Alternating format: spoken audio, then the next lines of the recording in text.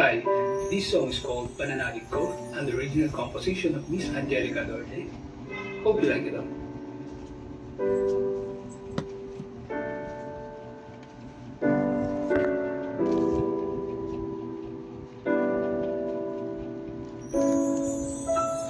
Kung wala ka pa sa buhay ko,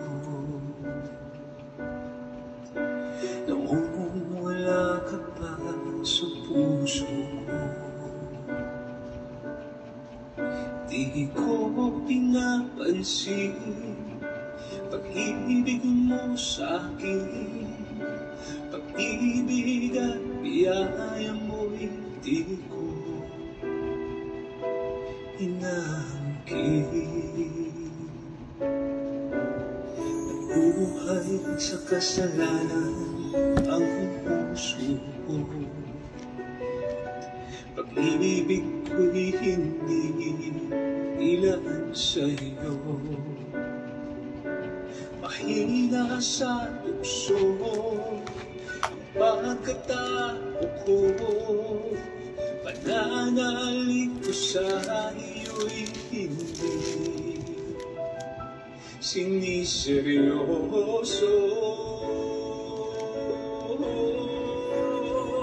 Ngunit ngayon'y nagbago na ang pagkatao ko. Mula nang makilala ka, Jesus, pananalig ko'y tumibay. Buong tiwala ay binigay sa'yo lamang, Jesus, pananalig ko.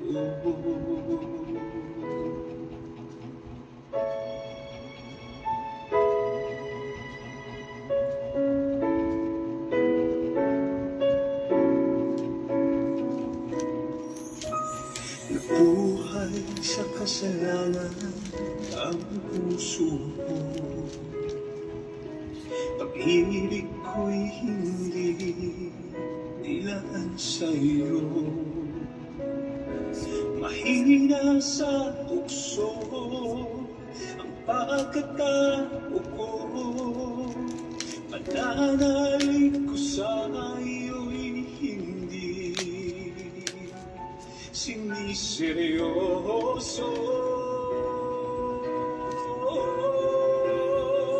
Ngunit ngayon'y nagbago na ang pagkatao ko. Mula nang makilala ka, Jesus, pananalig ko'y tumibay. Buong tiwala ay binigay sa'yo lamang, Jesus, pananalig ko.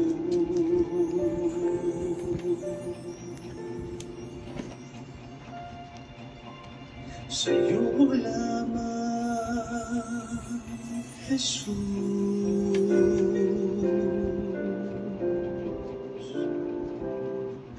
pananalig ko.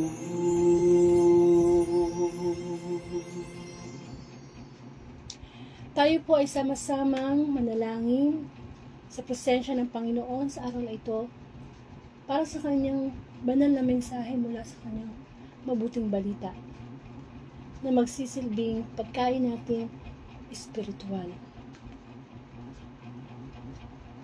Purihin ka mang Diyos na makapangyarihan sa lahat. Maraming salamat po sa araw na ito. Ang iyong presensya, ang iyong pag-ibig, ang iyong habag, ang kinakailangan namin.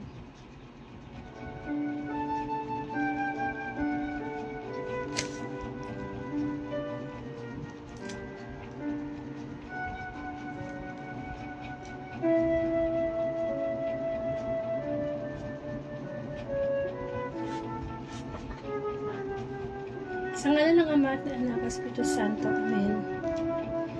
Dakila ka, O Diyos, kapuri-puri ang iyong mga gawa.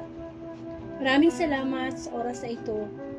Isang banal na oras na kung saan ang iyong presensya ay naririto kahit online lang, O Lord.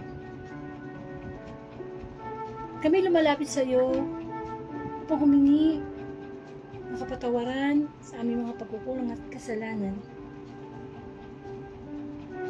Ama, ang iyong abang lingkod ay lumalapit sa iyo na may kababaang loob. Humingi po ako na iyo ng habag, ng kapatawaran sa aking mga kasalanan. Mga nagawa ko hindi naging kanais-nais sa iyong pangdinig. Mga ikinilos ko na hindi naging kalugod-lugod sa iyo, O Lord. Linisin mo po ang iyong abang lingkod upang kahit sa oras mo lang ito ay mapuspos ako ng iyong banal na Espiritu at maparating sa akin, sa bawat isa, ang iyong mensahe. Ang iyong mabuting balita ay turing naming pagkain namin na nagbibigay buhay. Pagkaloob mo sa iyong lingkod ng karunungan, kababaan ng loob, mga bunga ng banal na Espiritu. Ikaw po, ang nais kong maitaas sa Facebook Live na ito. At ganun din ang aking dalangin, Panginoon, sa makakarinig ng Wednesday Gospel. Lord, ipakita mo po ang Espiritu ng katotohanan, ipadama po sa amin na ang buhay na walang hanggan ang pinakamahalaga, na ang lahat ng bagay dito sa mundo ay pansamantala lamang at wala kaming madadala kapag kami ay namatay. Dawa makita namin ang katotohanan mula sa iyong mga salita, sapagkat ang mundo ay pinamumunuan ng kasamaan. Nawa ang bawat espiritu namin ay magkaroon ng connection sa iyo, Panginoon. Salamat, Lord, panibagong araw. Salamat sapagkat patuloy mo pa kami binibigyan ng buhay upang magbalik loob sa iyo, upang kilalanin na ikaw higit sa lahat na dapat naming mahalin, ibigin at pagkingkuran. Alisin mo sa amin ang espiritu ng kasamaan, upang sa ganoon makita namin na ang banal na espiritu ang magbibigay sa amin ng patnubay patungo sa buhay na walang hanggan. Come, Holy Spirit. We pray and then come, Holy Spirit, we need you. Puspusin mo ang banal na espiritu ang bawat isa, ang iyong lingkod. Tagagamitin mo lamang daluyan, instrumento, upang madinig namin ang prophetic voice mo, O Lord. Nawa, gawin naming seryoso ang pakikinig sa iyo, Panginoon. Kalimutan muna namin kung ano yung mga ginagawa namin sa oras na ito, ang mga pagsubok na hinaharap namin, sapagkat ikaw ay naririto mismo ang iyong presensya. Walang kabuluhan ng lahat ng bagay sa mundo, ikaw dapat maghari sa aming puso. Ang lahat ng ito'y dalangin ko po sa iyo, Ama, sa pangalan ng Anak, kaysa ng Espiritu Santo, sa ngalan ng Ama at Anak at Espiritu Santo. Amen.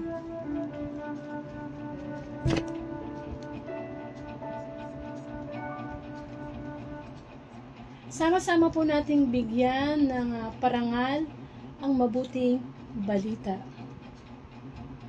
Hallelujah, hallelujah, hallelujah.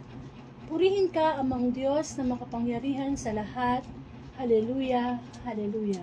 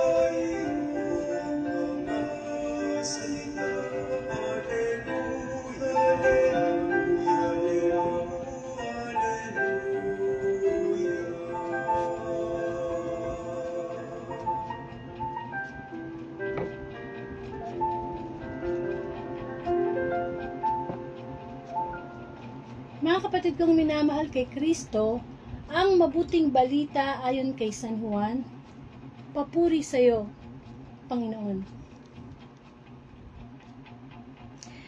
Marami pa akong sasabihin sa inyo, ngunit hindi pa ninyo kayang unawain ngayon. Pagdating ng Espiritu ng katotohanan, tutulungan niya kayo upang maunawaan ninyo ang buong katotohanan. sapagkat magsasalita siya hindi sa ganang kanyang sarili. Sasabihin niya sa inyo ang kanyang narinig at ipapahayag ang mga bagay na darating. Pararangalan niya ako sapagkat sa akin magmumula ang ipapahayag niya sa inyo. Ang lahat ng sa Ama ay sa akin, kaya ko sinabing sa akin magmumula ang ipapahayag niya sa inyo. Mga kapatid, ang mabuting balita ng ating kaligtasan. Pinupuri ka namin, Panginoong Hesukristo. Welcome po sa Word of God Daily Gospel at Facebook Live. Maraming salamat sa Panginoon sapagkat ngayon po ay May 8, 2024 at ang Wednesday Gospel po ang ating pagninilayan bilang pagkaing espiritual natin. Ang pinakamahalagang blessing na pwedeng makamit natin sa bawat araw ay yung ating espiritu ay makarinig ng mabuting balita upang ito ang maging kalakasan natin spiritually. At ako nga po pala si Sister Angelica, isa po akong Katoliko from Bulacan. Amen. At ang pagbasa po natin ay nagmula kay San Juan, chapter 16, verses 12 to 15. Almost part 3 na to ng gospel tungkol sa ang mga gawain ng Espiritu Santo. Sa mga nakaraang gospel, ipinakilala ng Panginoong Jesus ang Ama na sumasa Kanya at ang anak ay sumasa Ama. Sa madaling salita, alam natin bilang nananampalataya sa Diyos na ang Diyos Ama ang Creator. Siya yung lumikha ng lahat. At ang Panginoong Jesus naman ang Savior. Siya naman yung ibinigay, di ba? Sabi nga sa John 3:16, gayon na lamang ang pag-ibig ng Diyos sa sanglibutan, kaya ibinigay niya ang kanyang buktong na anak upang ang sumampalataya sa Kanya ay hindi mapahama kundi magkaroon ng buhay na walang hanggan. Yun ang Panginoong Jesus. Yun ang kanyang naging role sa ating pananampalataya. Ibinigay niya ang kanyang buhay. Tagapagligtas. Ang Holy Spirit, no? Hindi natin masyadong binibigyan ng pansin. Kasi more of tayo, Diyos. Diyos Ama, Diyos Anak. Yung Diyos Espiritu Santo, hindi natin masyado yung pinapansin. Kaya tingnan natin ang buhay natin ngayon. Masyado tayong attached sa mga material na bagay.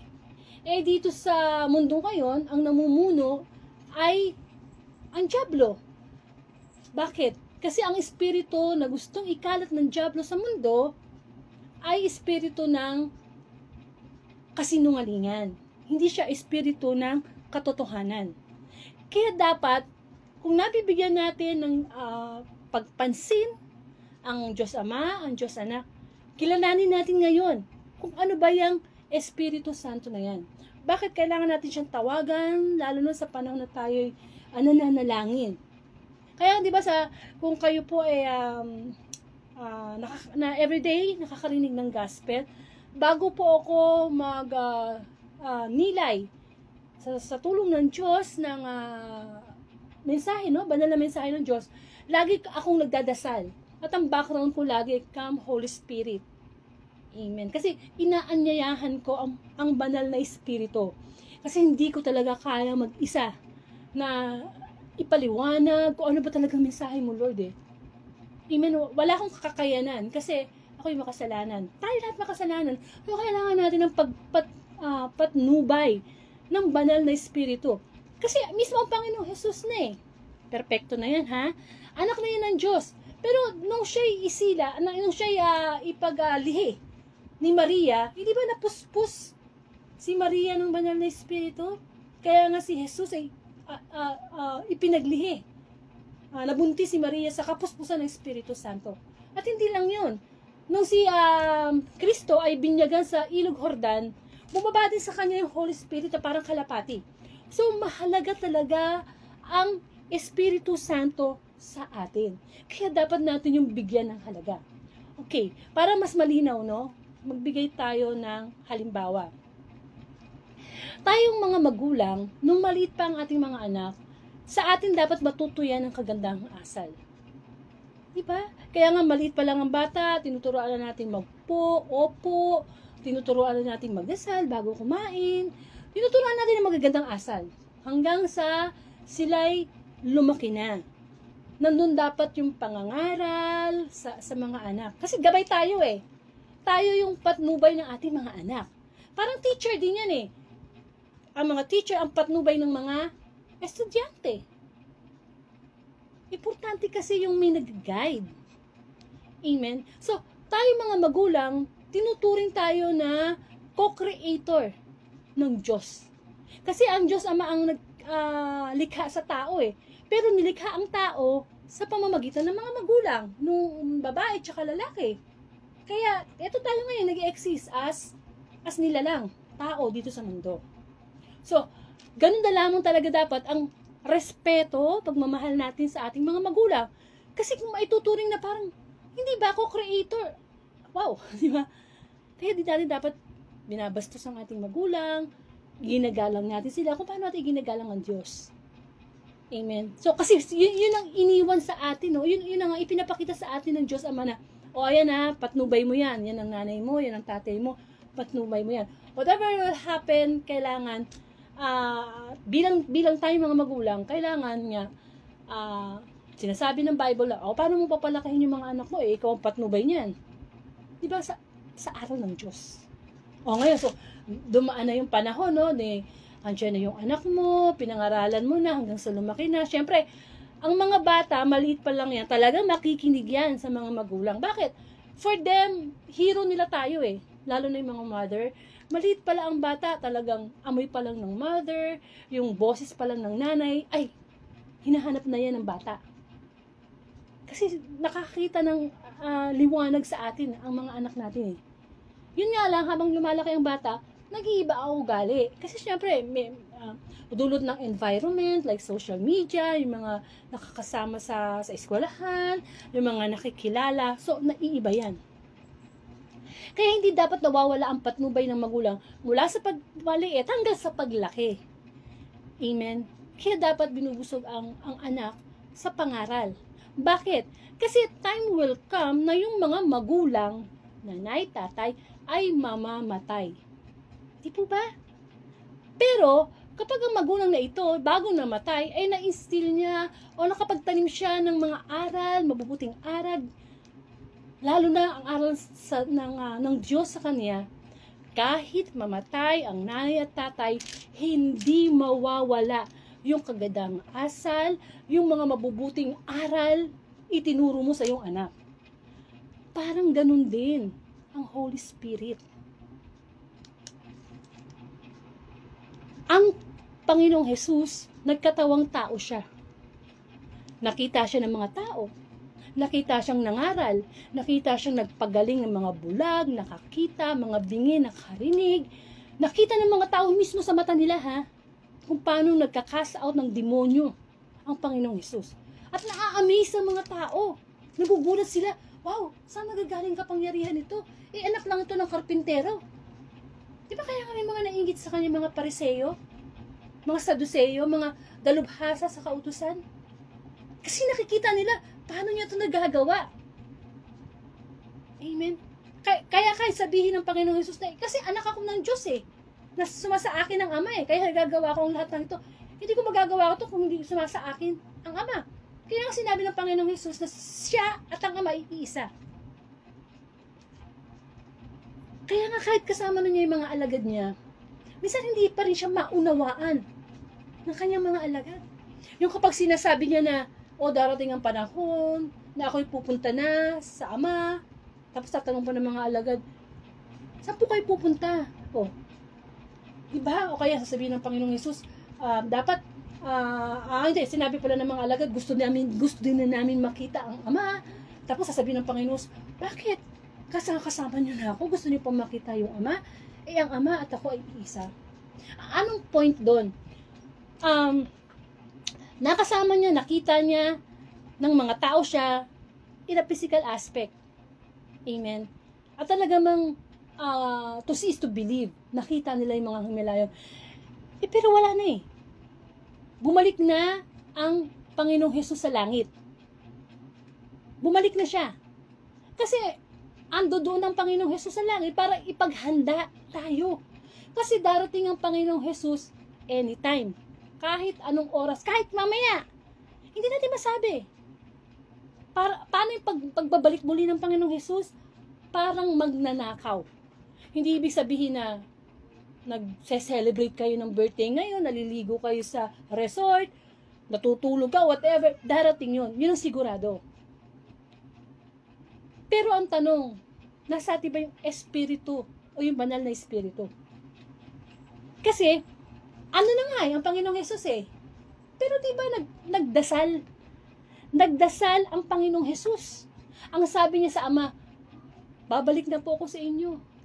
Pero, I pray, God the Father, na hindi iwan ako ng patnubay ng mga taong ito. Natin. Hindi siya papayag na nasa langit siya, pero okay na. Nagampanan ko na yung gawain ko, nakasunod na ako sa kalooban ng Diyos. Pwede na. Pwede na akong umalis, bahala na kayo sa buhay nyo. Parang gano'n, no? Pero hindi eh. Sobra-sobra yung pagmamahal sa atin ng Panginoong Jesus. Hindi lang yung buhay niya ang ibinigay niya, kundi hindi siya papayag na wala tayong patnubay. Kaya dapat natin bigyan ng halaga ang Holy Spirit. Kasi, yung Holy Spirit na yan ang magpapaalala sa atin ng lahat ng aral ng Panginoon. Tulad ng sinabi ko kaninang halimbawa, na darating ang time na ang ating mga magulang o kung sino may nag-alaga sa atin, na nagturo sa atin ng kagandang asal, mamamatay, ano ngayon ang naiwan sa atin? Sa puso natin. Yung mga aral. Na kahit ba, wala na yung mga magulang mo, minsan isipin mo, o nga no, nung nabubuhay yung nanay ko, sabi niya, lagi akong susunod sa kanyang mga utos, no? Eh kasi ngayon, nanay na ako eh. Ang sakit pala pag hindi ka sinusunod ng mga anak mo. Yun mismo. Wala na yung presensya ng mga magulang mo. Pero yung aral, nandito sa puso natin. Nandito. Hindi lang siya itinanim ng mga magulang natin sa isipan natin, pero tumugos siya hanggang puso. Hindi po ba? Ganon din ang banal na espiritu.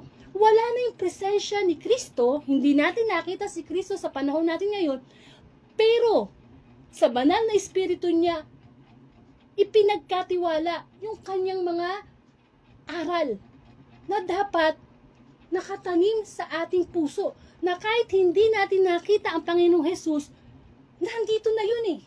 Sa puso natin, hindi na yung mawawala. Hindi na dapat nananakaw na yun ng demonyo.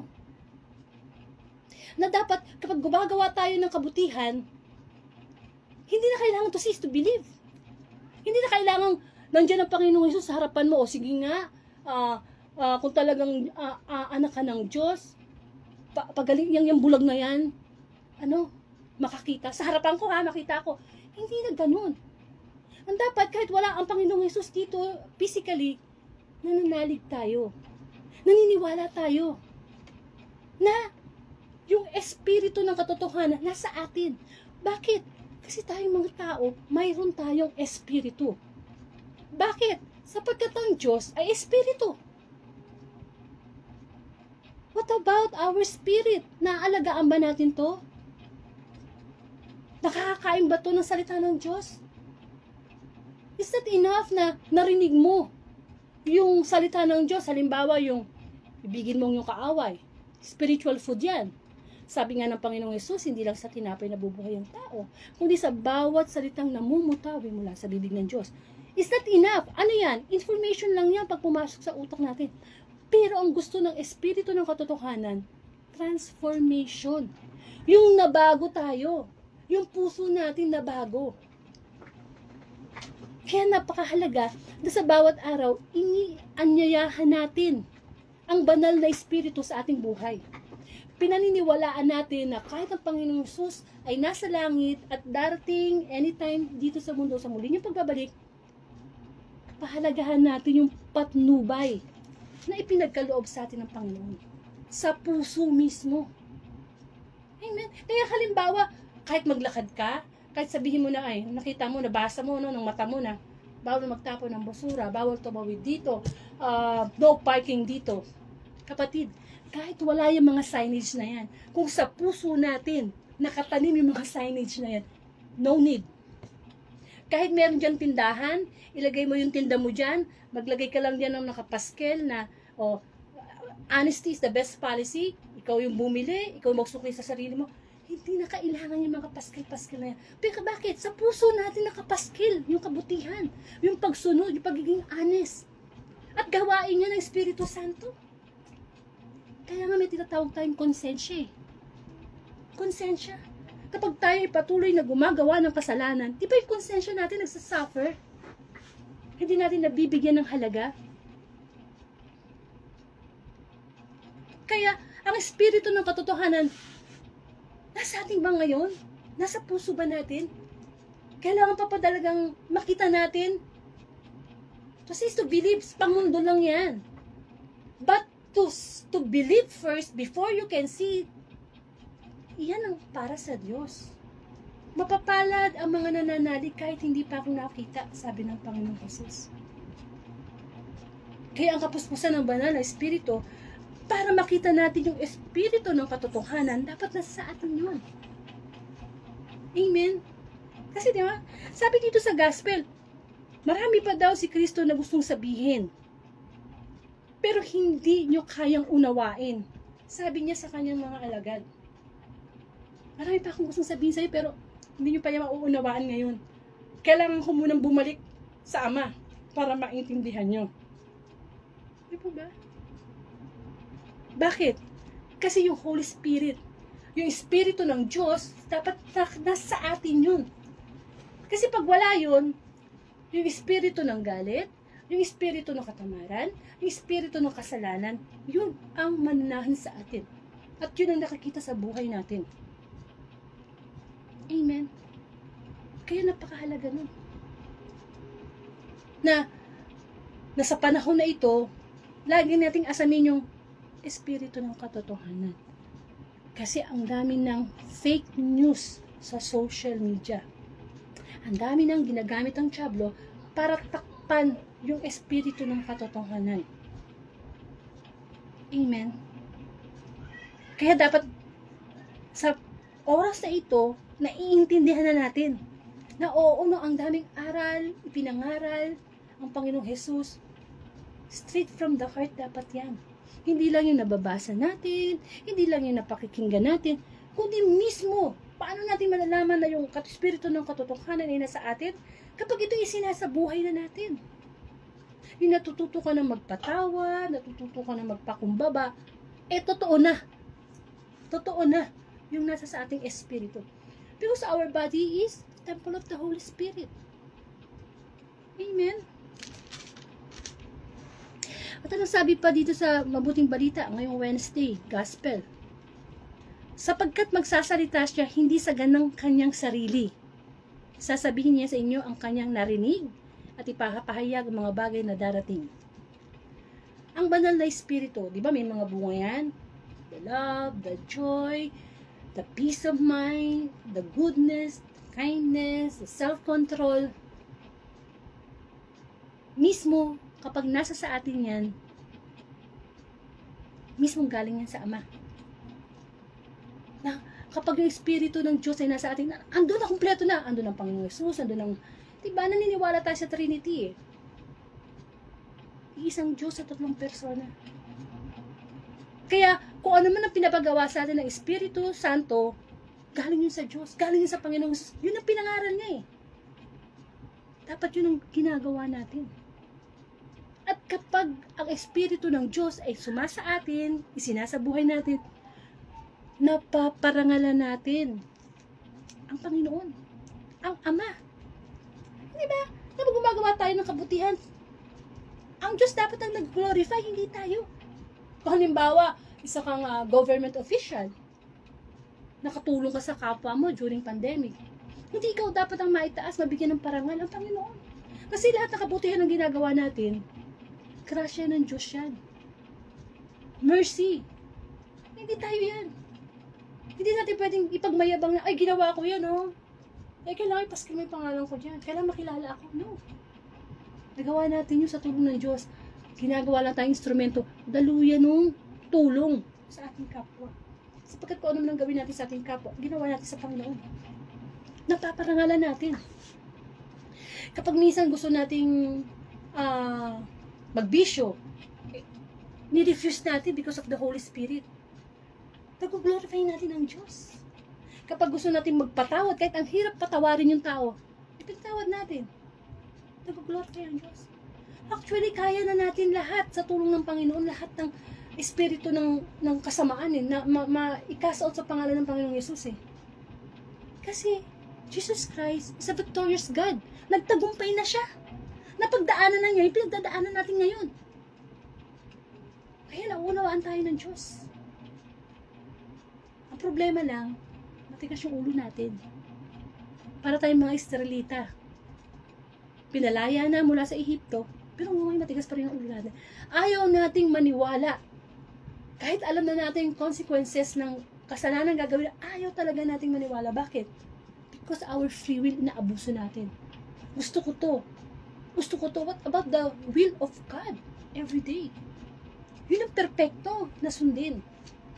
Amen. Kaya dapat yung espiritu ng katotohanan na dito. Because the truth will set us free. Yung totoo lang makakapagpalaya sa atin. Totoo ang pagpapatawad sa kapwa, nakakapagpalaya yan. Kasi hanggang ngayon, meron pa rin tayong bitterness sa puso natin. Yung sasabihin mo, may patawad na kita. Pero pagka may naalala, may nagawa yung kapwa, ayan na naman ang galit. Ang totoo pagpapatawad ay paglimot at pagbibigay ng another chance sa tao. That's how God yung proseso ng pagbibigay ng pagpapatawad sa atin. We believe na kapag humingi tayo ng forgiveness kay God, pinapatawad tayo. But of course, kailangan natin yung patunayan sa kilos. Madali na naman magsabi ng I love you.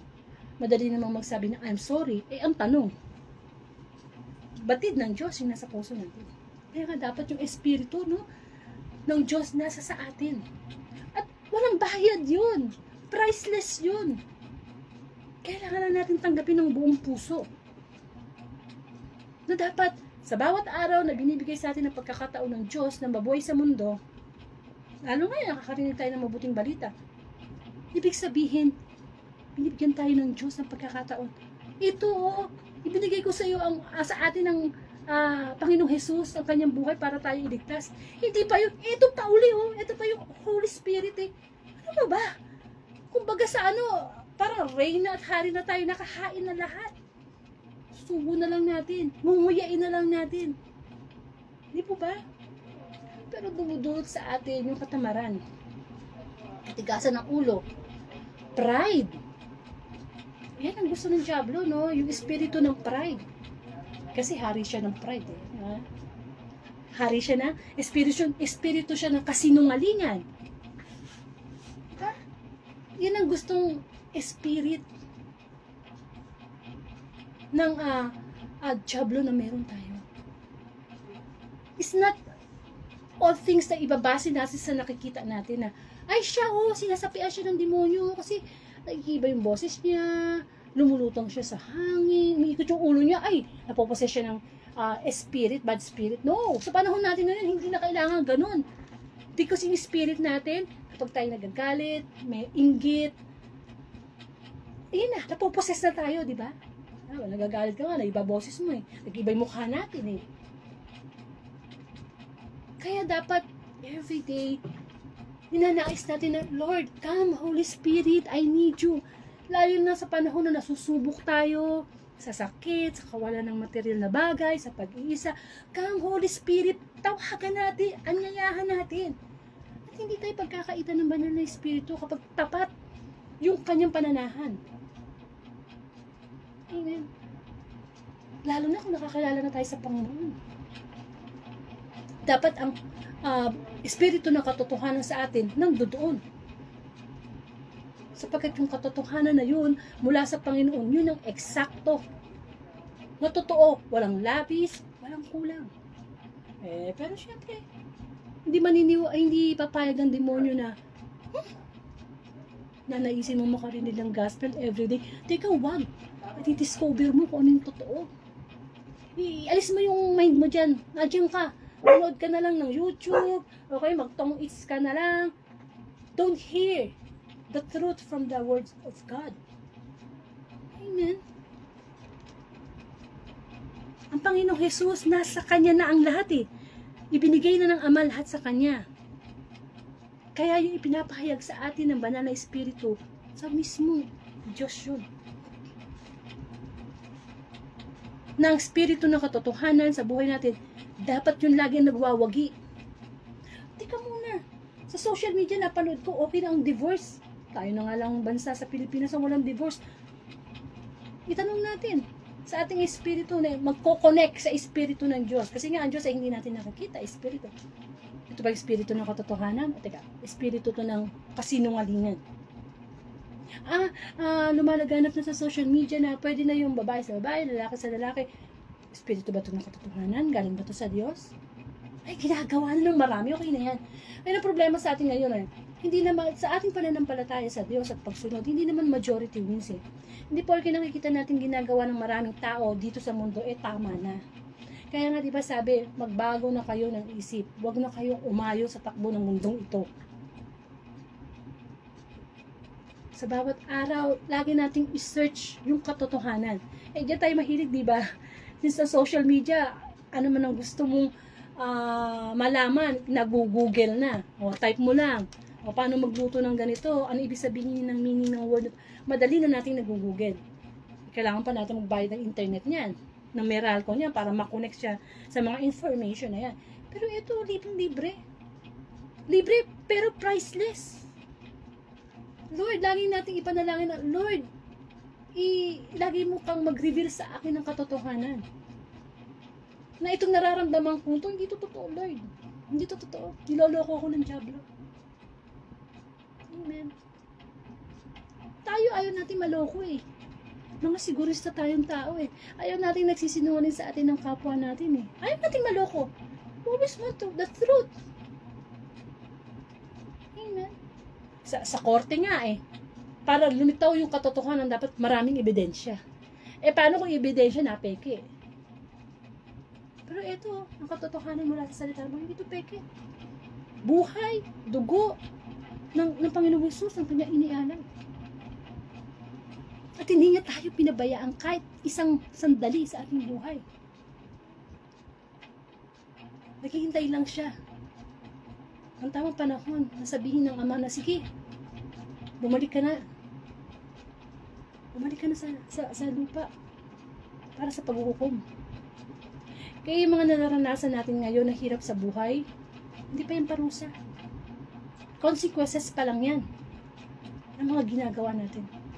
Nabubuhay tayo sa habag, sa mercy ng Diyos.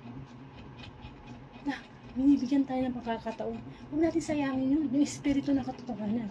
Kasi once na dumating na ang Panginoong Hesus sa panahon na hindi natin alam, kunin yung buhay natin, huwag tayo magmayabang ha.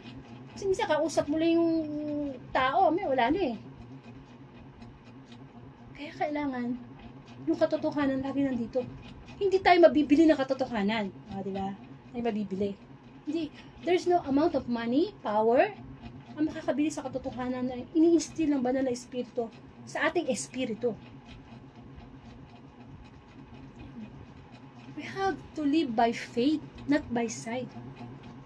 Muli, God is spirit. We have a spirit. Kamusta ang spirit natin?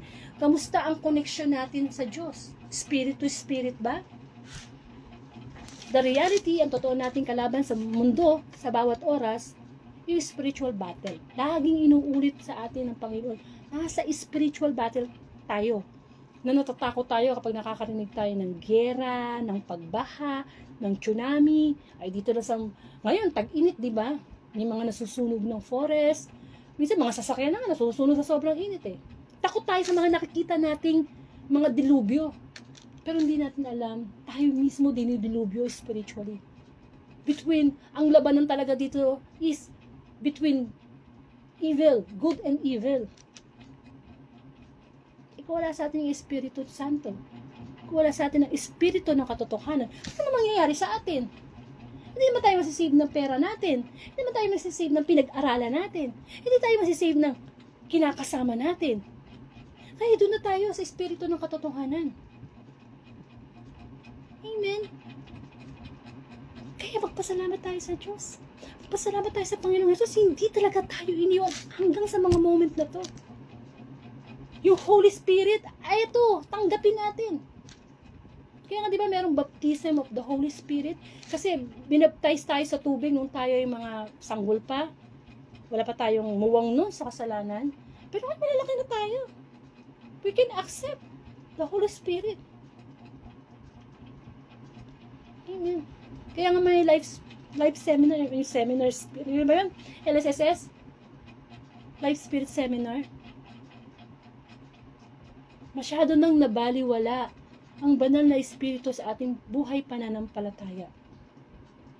Mahalaga yun. Yun ang nagtuturo sa atin ng katotohanan. Nandun lahat ang mga aral ng Panginoong Jesus. Napagamat hindi natin siya nakita physically, nandun siya sa langit, pero dapat nandito yan. Nakatanim na yan sa ating espiritu. At dapat nating pinasasalamatan.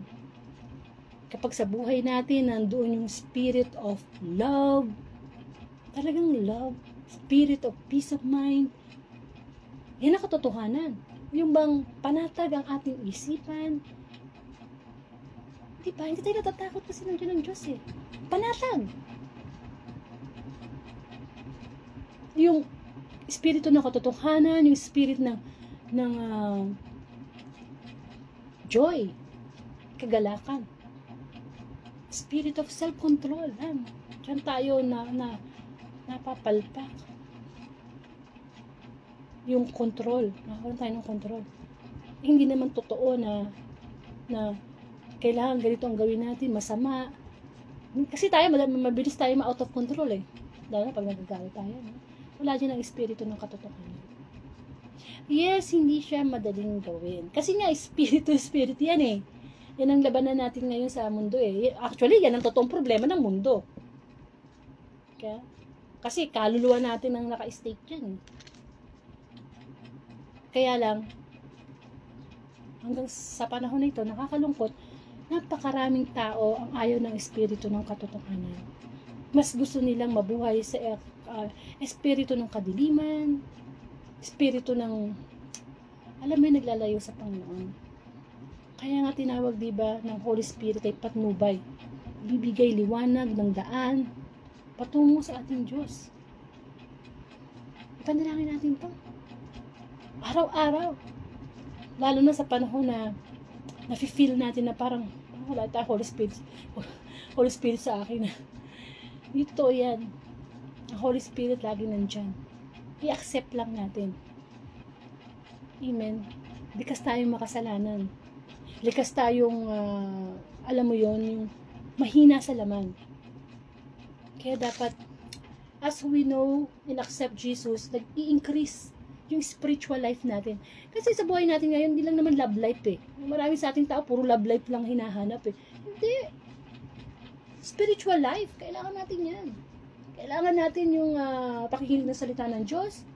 Maintenance natin yan para yung spiritual life natin mag-increase. Kailangan nating maramdaman yung mga bunga ng banal na espiritu. Kapag ganyan tayo palagi, ay, masayang mabuhay sa mundo.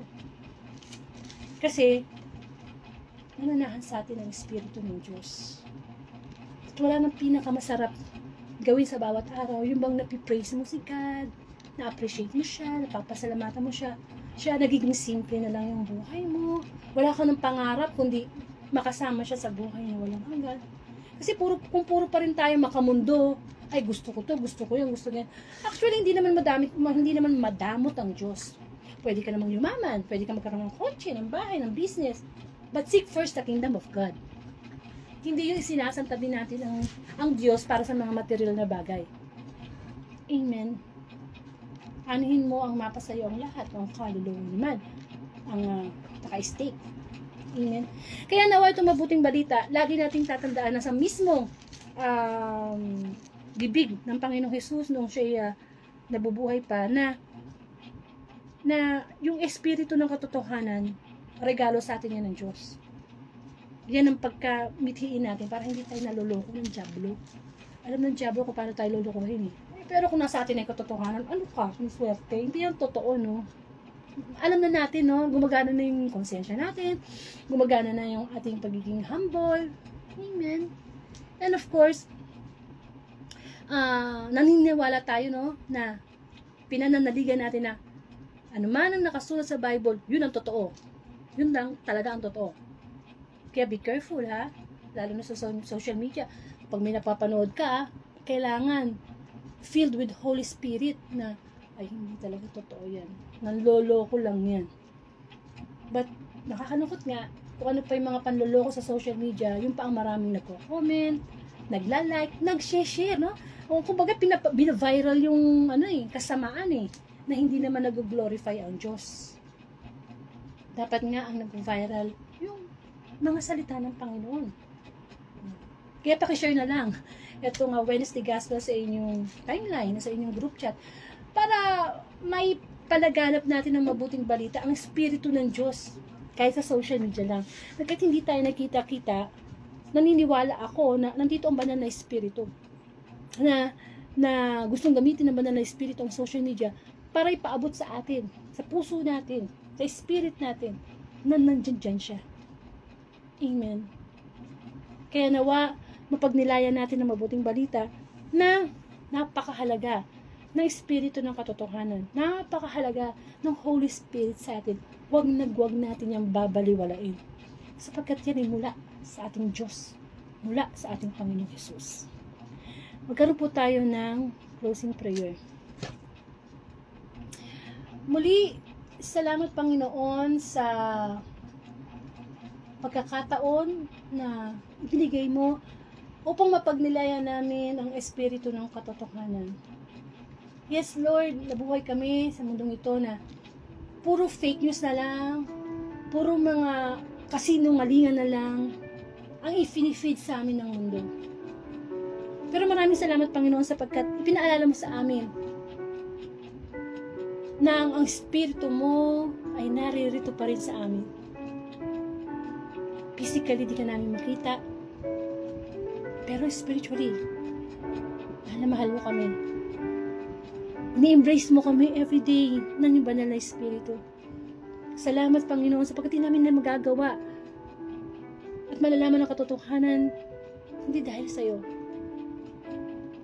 Dami naming pagkukulang, ang dami naming mga bagay na pinaniwalaan na hindi naman pala totoo. Ikaw isang tapat na Diyos, isang Diyos na nagbibigay ng spiritual na pagkain na magpapalakas sa amin sa panahon ng pagsubok. Lord, dinadalangin ko ang mga taong may sakit physically. Ikaw nakakabatid ng kanilang karamdaman, ng aming karamdaman physically. Bigyan mo kami ng kagalingan. Ngunit Panginoon, higit namin inilalapit sa iyo ang aming espiritu. Mga espiritual na pagkukulang namin sa iyo. Espiritual na sakit. Spiritual blindness. Pagkabinging spiritual na ketong. Dami namin yan, Lord. Nawawapuspos kami ng banal na espiritu. Kung lumaya kami, lagi namin makita ang katotohanan mula sa iyong mga salita. Ang iyong mga salita na may pag-ibig, may pagpapatawad. Ang iyong mga salita na kung saan lalaya kami, Panginoon. Kailangan namin lumaya at di namin magagawa yun ng kami lamang. Come, Holy Spirit, we need you. Come, Holy Spirit, we pray. Mahal ka namin, banal na Espiritu. Maraming salamat sapagkat talaga kami iniiwan. Walang amount ng kayamanan sa mundo, ang kapuspusan ng banal na Espiritu. Kaya nawa, dinadalangin namin na puspusin mo kami at huwag na huwag kaming pumayag nang mawala ka sa bawat oras, sa bawat araw sa aming buhay. Bagkus, ang Espiritu ng pag-ibig, kapayapaan, kagalakan, kabaitan, pagpipigil sa sarili. Yan ang kayamanang ibig naming araw-araw ay mapasa amin ang Espiritu ng katotohanan. Ama namin, sumasalangit ka, sambahin ang ngalan mo. Sa amin ang kaharian mo, sundin ang loob mo dito sa lupa para nasa langit. Bigyan mo kami ng aming kakanin sa araw-araw at patawarin mo kami sa aming mga sala para ng pagpapatawad namin sa nagkakasala sa amin. Huwag mo po kaming pahintulot sa tukso at huwag mo kami sa lahat ng masama. Amen. Amen. Okay. Maraming salamat, Panginoon, sa iyong pagpapaalala sa amin, no? O sharing, no? Sa akin na lang, no? Simula nung tinanggap ko ang Espiritu Santo, ang Espiritu ng katotohanan, nabatid ko na napakahalaga nun. Yung bang parang kang, alam mo yung parang kang may CCTV na spiritual. Di ba yung CCTV pagka tinitingnan yung mga kilos natin. Pero pag nandun na palang Holy Spirit sa'yo, parang gusto mong gawa ng masama, pero teka, may nakatingin sa akin. Banal na espiritu, no? Bang minsan kakain ka na lang ng candy, halimbawa, no? Di ba maliit lang yung balat ng candy? Pwede mo yung itapong kahit saan, eh. Pero pag nasa iyo na pala ang banal na espiritu, hindi mo yung gagawin. Kahit walang nakakakita, no? Pwede naman, eh. Because andun na yung konsensya, eh. Nakukonsensya ka na. Tsaka, isa pa sa mga patunay na nasa din ng banal na espiritu, yung tayo na yung unang nasasaktan kapag gagawa tayo ng kasalanan. Hindi ka mukha noon, gumagawa tayo ng kasalanan, wala tayong pakialam. Meron na, nandun na, diba? Kaya napakahalaga nun. I-try natin, no? Walang mawawala. Mahalaga kasi yun, eh. Dapat hindi nawawala sa atin ang banal na espiritu. Amen. Kung hindi nyo po nasimulan itong Wednesday Gospel, pwede po kayong pumunta sa aking timeline o YouTube. Type nyo lang po yung Angelica Dorde. Pa-subscribe na lang po sa YouTube channel po. And of course, Monday to Sunday po ang Word of God Facebook Live since 2019. Salamat sa Panginoon. And of course, excuse me, lagi nating iisipin na mahal tayo ng Diyos. Marami siyang ibinibigay sa atin na libre pero priceless. Ituon natin ang ating isipan lagi, no? Sa bawat gagawin natin, isipin natin, nandito ba ang espiritu ng katotohanan? Pag nilaya natin yan ang ating pagkain espiritual sa araw na ito. Muli, maraming salamat po, and to God be the glory.